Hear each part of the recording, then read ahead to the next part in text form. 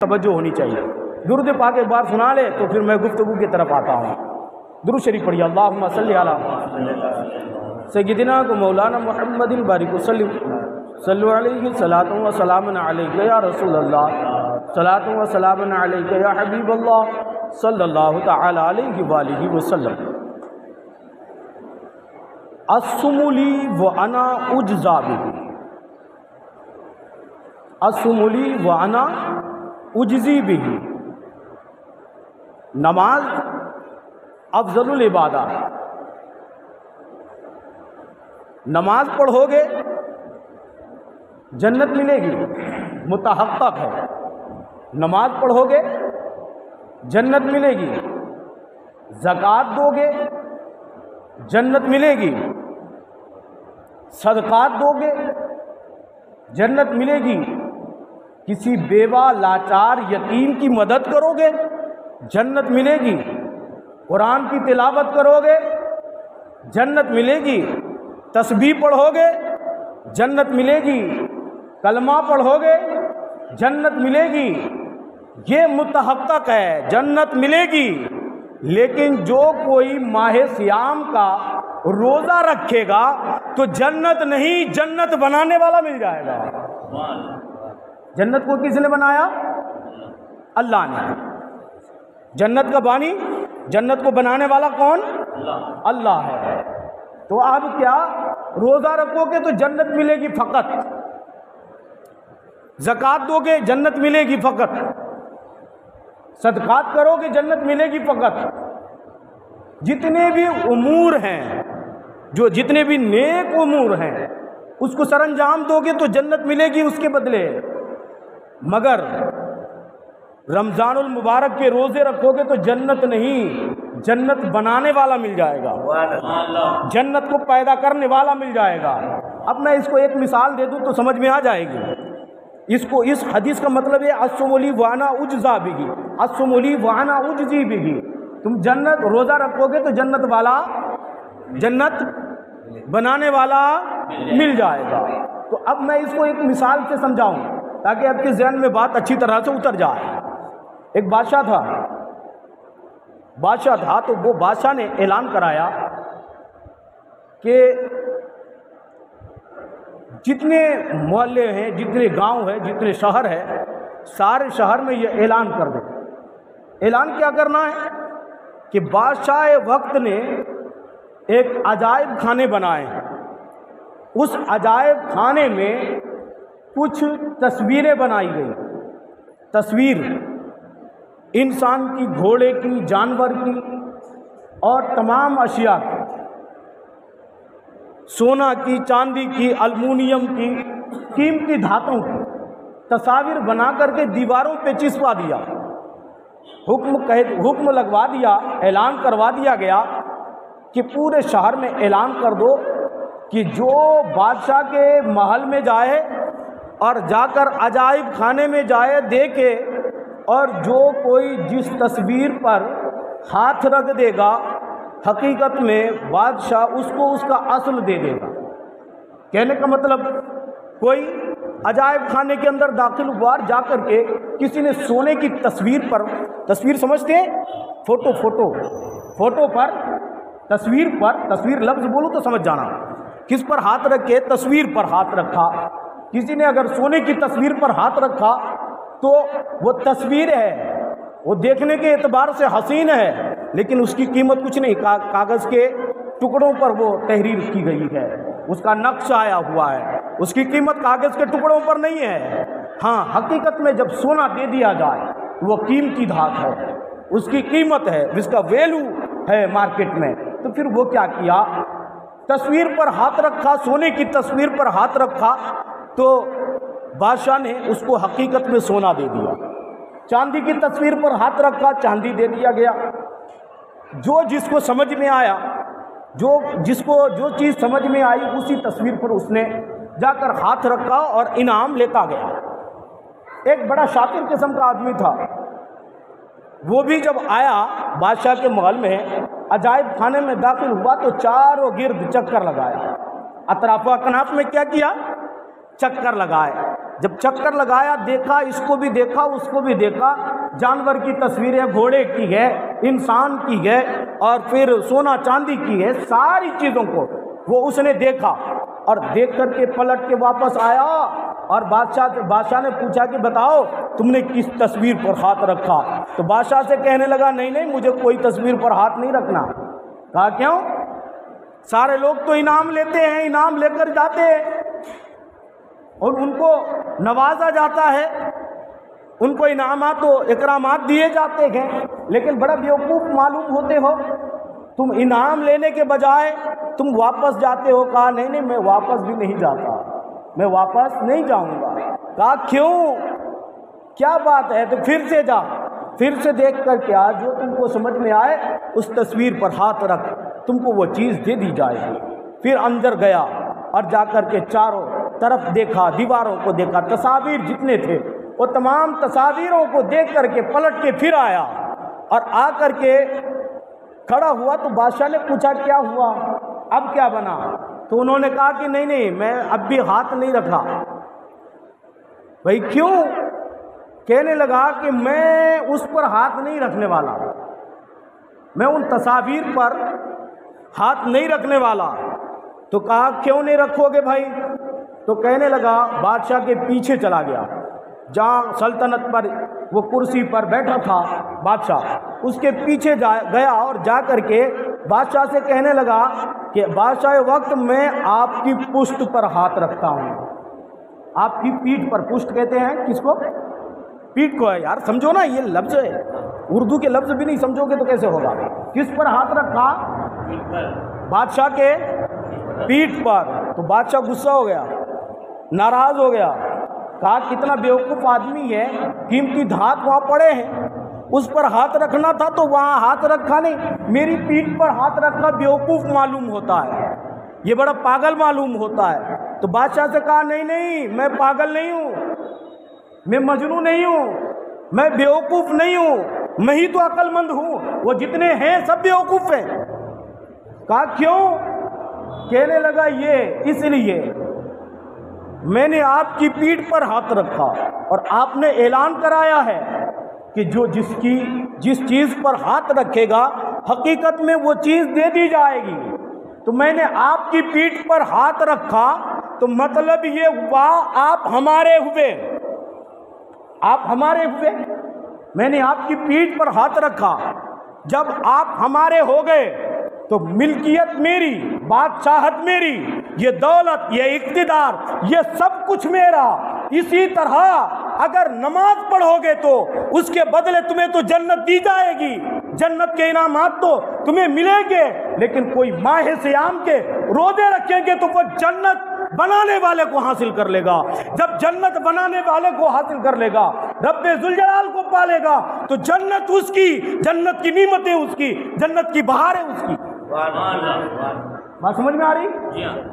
بات سمجھ میں آ رہی؟ تو جنت بنانے والے کا مطلب اللہ نے جنت بنایا، جب روزہ رکھو گے تو تم رب کے ہو جاؤ گے، رب تمہارا ہو جائے گا۔ جب تم رب کے ہو جاؤ گے، رب تمہارا ہو جائے گا، تو بتاؤ ساری مملکت تیرے لیے ہے، پورا جنت تیرے لیے ہے، جنت کی نعمتیں تیرے لیے ہے، نہر کوثر تیرے لیے ہے، جہنم سے آزادی تیرے لیے، مگر شرط یہ کہ روزہ رکھنا پڑے گا، ہے نا؟ اگر روزہ نہیں رکھو گے تو پھر یہ انعام تو نہیں ملنے والا، یہ اکرام سے تم نوازے نہیں جاؤ گے۔ ہاں اگر تم نے ماہ صیام کے روزے رکھے اور عبادت کیے، تراویح کی نماز پڑھی، بعض لوگ کہتے ہیں بھائی 2 رکعت پڑھتے ہم تھک جاتے، تو تیرے لیے شریعت مطہرہ نے یہ اجازت بھی رکھی ہے، اگر تم تھک جاتے تو بیٹھ کے پڑھ لیا کر، بیٹھنے میں تو نہیں تھکے گا نا، تو بیٹھ کے پڑھ لیا کر، یہ بہانے مت کر کہ میں تھک جاتا، تکلیف ہوتی ہے، نہیں، تو بیٹھ کے پڑھ لو، یہ شریعت نے اجازت دے رکھی۔ عزیزان محترم، یہ ہم کو سمجھنا چاہیے، اور اس مہینے میں اللہ رب العزت نے شیاطین کو قید کر لیا، زنجیروں میں جکڑ دیے گئے، زنجیروں میں شیاطین کو جکڑ دیا گیا، اور اہل ایمان والوں کے لیے، ایمان والوں کے لیے، اہل ایمان کے لیے بڑی بڑی نعمتوں کا اعلان ہو رہا ہے۔ جب رمضان المبارک کے مہینے آتے اور شعبان کی جو شب آتی ہے، شعبان کی 15ویں شب جو آتی ہے، وہ تو اس دن مخصوص مغرب کے وقت سے، جو ہی مغرب کا وقت ہوتا ہے اس وقت سے اعلان ہوتا ہے شعبان کی 15ویں شب، شب برات کی شب کو، شب برات کی جو رات آتی ہے اس میں اعلان ہوتا ہے۔ آسمان اولا پر اللہ کی رحمت، اللہ کی جو شایان شان ہے، رب ذوالجلال خود اعلان فرماتا، بندے تمہیں کیا چاہیے؟ مال چاہیے، دولت چاہیے، عزت چاہیے، پیسے چاہیے، مقام چاہیے، کیا چاہیے؟ اعلان ہوتا ہے۔ مگر ہم کیا ہے، غفلت کے ساتھ سوئے رہتے۔ اچھا، خالی صرف اسی شب میں نہیں، بلکہ اللہ رب العزت ہر شب میں اللہ کی رحمت پکار کر کے کہ میرے بندے جاگ جا، اٹھ جا، میری نعمتیں لے لے، مگر ہم تو سوئے رہتے ہیں، غافل پڑے رہتے ہیں، ہماری آنکھ نہیں کھلتی، ہم ان نعمتوں کو نہیں حاصل کر سکتے۔ تو ہمیں چاہیے کیا تھا کہ ان نعمتوں کو حاصل کرنا، اللہ کی عبادت کرنا، تہجد کی نماز پڑھنا، تہجد کے وقت اٹھو، اور تہجد کی اگر تم نے 2 رکعت نیت کر کے، 4 رکعت کی نیت کر کے تم نے پڑھ لی تو اللہ تعالیٰ جو ہے، اللہ تعالیٰ کی نعمتیں تم پا جاؤ گے، نعمتوں کو حاصل کر لو گے۔ لیکن کیا ہے کہ ہم جاگنا نہیں چاہتے۔ اب یہ ماہ صیام آیا، اس میں بڑی نعمتیں ہیں، بڑے انعامات ہیں، تو چاہیے کیا تھا کہ اس مہینے میں عبادت کریں۔ اور اس کا یہ قطعاً یہ مطلب نہیں کہ اس مہینے میں عبادت کریں اور جب یہ رمضان المبارک اختتام کے منزل پر جائے، عید کی نماز پڑھ لی جائے تو مسجدوں کو ویران کر دے، نماز پڑھنا چھوڑ دے، تو یہ تو بہت ہی سخت گناہ ہے، یہ قطعاً نہیں کرنا چاہیے۔ بہرحال میں نفس مسئلہ کی طرف لے کر چلنا چاہتا ہوں آپ کو۔ جیسے لپسٹک لگائی جاتی ہے، لپسٹک سمجھتے نا؟ ارے ہونٹ کو رنگا جاتا ہے، کچھ تو ابھی تو مرد بھی اس کو رنگتے ہیں، ہے نا؟ کچھ لڑکے ہونٹ کو رنگتے ہیں، لڑکے بھی رنگتے ہیں، اور عورتیں تو اس کو رنگتی ہی ہے۔ لیکن شرعی علت کیا ہے وہ ذرا دیکھ لیں آپ۔ یونائٹڈ عرب امارت میں تحقیق کر بتا رہا ہوں آپ کو، یونائٹڈ عرب امارت میں ایک تحریک ہے، اس نے ریسرچ کی اس پر کہ لپسٹک ہے کیا، اس کو ریسرچ کیا گیا، تحقیق کی گئی، تو اس نے تحقیق کر کے یہ بتایا لپسٹک میں جانوروں کی چربی پائی جاتی ہے، جانور کی، جانور ہے نا، جانوروں کی چربی پائی جاتی ہے۔ تو اس نے کہا کہ بھئی جب جانوروں کی چربی پائی جاتی ہے تو کون سے جانور کی چربی ہے اس میں، کس جانور کی چربی سے یہ کمپنیاں اس کو بناتی ہے، یہ کون سے جانور کی چربی ہے۔ تحقیق کیا تو تحقیق کرنے پر معلوم ہوا اس نے ہر جانور کی چربی لی، ہر جانور کی، جتنے بھی جانور ہیں، میں گنوں کیا ان جانوروں کو، آپ کو خالی صرف اشارہ کر رہا ہوں، سمجھ جائیں، ہر میں سب داخل ہے۔ ہر جانور کی چربی لی اور لے کر کے اس کو ٹیسٹ کیا، انسانی جسم پر لگایا۔ انسان کے اندر بہت گرمی ہوتی ہے، انسان کے اندر کیا ہے، بڑی گرمی ہوتی ہے، وہ اگر کوئی چیز، کسی چیز کو، کسی گرم چیز کو تم کھاؤ، وہ جمع ہوا ہو پیٹ کے اندر جانے کے بعد وہ پگھل جاتی ہے، تو گرمی ہے تب تو ایسا ہوتا ہے، وہ چیز، وہ اشیاء گل جاتی ہے، اور اگر وہ گرم نہ ہونے کی، اگر گرم نہ ہو تو وہ جمع ہوا رہے گا، وہ گل جاتی ہے۔ اور انسان کے جسم میں اتنی گرمی ہوتی ہے کہ ہر جانور کی چربی انسان کے جسم پر لگانے کے بعد پگھل جاتی ہے، چاہے کسی کی چربی ہو، کسی جانور کی چربی ہو، انسان کے جسم پر لگانے سے، انسان کے جسم پر لگنے کے بعد ہی وہ چربی کیا ہو جاتی ہے؟ بولو نا یار، پگھل جاتی ہے۔ وہ چربی کیا ہو جاتی ہے؟ پگھل جاتی ہے۔ ہر جانور کی چربی، صرف ایک جانور کی چربی ایسی ہے کہ انسان کے جسم پر لگنے اور لگانے کے بعد بھی نہیں پگھلتی، لگنے اور لگانے کے بعد بھی نہیں پگھلتی۔ تو اس کے بارے میں معلومات کیا کہ وہ کون سے جانور ہیں، تحقیق کی تو بتایا کہ وہ سور کی چربی ہے۔ کون سے جانور کی چربی ہے؟ سور کی چربی ہے۔ اور اس چربی سے لپسٹک بنائے جاتے ہیں، اس چربی کو ملایا جاتا ہے۔ یہ عرب امارت کی تحقیق ہے، یونائٹڈ عرب امارت نے یہ تحقیق کی کہ اس چربی سے لپسٹک بنائی جاتی ہے، کمپنیاں اس چربی کو ملوث کرتی ہے، اور اس کے سبب اگر وہ چربی نہ لگائے جائے، وہ اس چربی کا استعمال نہ کیا جائے اور جانور کی چربی استعمال کیے جائیں، تو انسان کے جسم میں لگنے کے بعد 5 منٹ میں وہ چربی پگھل کے بہہ جائیں گی، ہے نا؟ وہ 5 منٹ میں پگھل کے بہہ جائیں گے جزیہ کے تحت۔ تو مطلب کہ وہ لپسٹک جو لگائے جاتے ہونٹوں پر، تو وہ کافی دیر تک باقی رہتا ہے، پھر اس کو جب تک دھلتے نہیں تب تک نکلتا نہیں۔ تو یہ حقیقت ہے کہ اس جانور کی چربی ملائی جاتی ہے۔ تو یہ ماہ صیام میں تو کیا، روزہ رکھ کر کے تو کیا، ایسے بھی جائز نہیں۔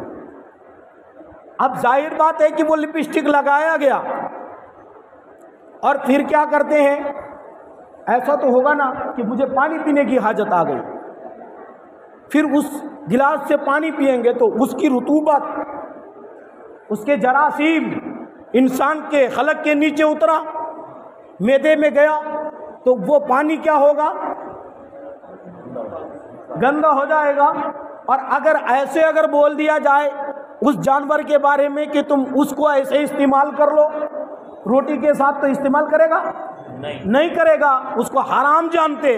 جب حرام ہے، شریعت نے اس کو حرام کیا ہے، تو پھر دوسرے طریقے سے استعمال کیوں؟ یہ کیسے جائز ہو سکتا؟ یہ رمضان میں نہیں، رمضان کے علاوہ بھی یہ جائز نہیں ہے۔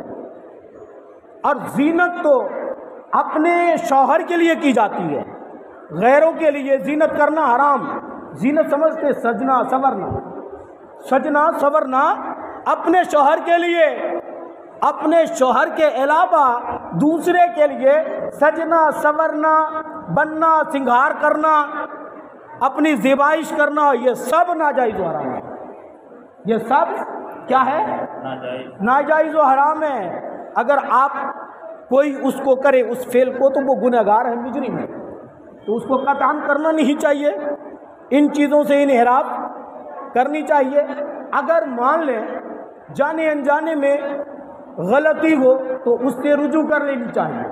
اور ہمارے علماء اہل سنت نے اس پر کلام کیا، اس پر لپسٹک کی شرعی حیثیت پر کلام کیا کہ اگر اس میں حرام چیز کی آمیزش ہے، حرام چیز کی ملاوٹ ہے، اس میں حرام چیز اگر ملائی جاتی ہے، اگر حرام چیز اس میں شامل کیا جاتا ہے، تو حرام اشد حرام ہے، اشد حرام ہے۔ اور اگر نہیں ملائی جاتی تو ایک الگ عنوان ہے، ایک الگ بحث ہے۔ مگر یونائٹڈ عرب امارت نے جو تحقیق کی، اس بنا پر اس میں حرام چیز کی آمیزش ہے، حرام چیز ملائی جاتی ہے، جس کے سبب اس کا استعمال اہل ایمان والوں کے لیے مسترد، اہل ایمان والوں کے لیے یہ جائز نہیں ہے، درست نہیں ہے، ایسا نہیں کریں۔ اس سے انحراف کرنے کی ہمیں سخت ضرورت ہے، اور اگر ہم انحراف نہیں کریں گے تو ہم گناہگار ہیں، شرعاً گناہگار ہیں۔ بات سمجھ میں آ رہی؟ تو ان چیزوں سے بچنے کی ہمیں سخت ضرورت ہے ہم جو ہمارے تابع ہماری بیوی ہے، ہماری تابع ہماری بہن ہے، ہمارے تابع ہماری بہنیں ہیں، ہم اس کی اصلاح کریں، اس پر پابندی لگائیں، اس کو منع کریں، اس کو سمجھائیں، یہ ہمارے تابع ہیں۔